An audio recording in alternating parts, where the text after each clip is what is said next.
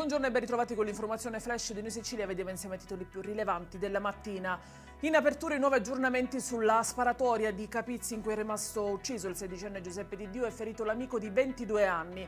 Nell'escursione sono stati fermati Giacomo Frasconà, accusato di essere l'autore dei colpi esplosi, anche il padre e il fratello. Gli inquirenti stanno cercando adesso di chiarire chi fosse il vero bersaglio. La dirigente dell'istituto alberghiero di Troina che Giuseppe frequentava si è detta ai nostri microfoni sconvolta e addolorata.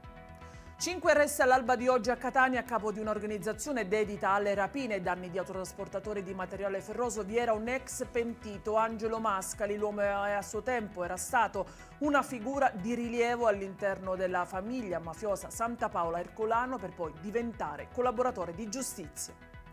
E rimaniamo a Catania dove la Polizia di Stato ha invece individuato una pagina di un noto social seguita da migliaia di utenti, la maggior parte minorenni, che pubblicava video raffiguranti persone impegnate in manovre spericolate e acrobazie con motocicli spesso privi di targa, identificati anche alcuni degli autori dei video, tutti residenti in città.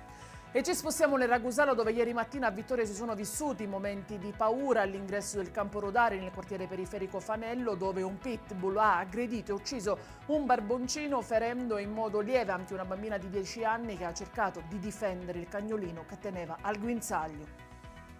E in chiusura i delicati interventi andati a buon fine ed eseguiti al Policlinico di Messina su un uomo colpito in pieno volto dal corno di una capra che gli ha perforato un occhio e il cranio, un esempio di buona sanità, ha sottolineato il direttore generale Giulio Santonocito.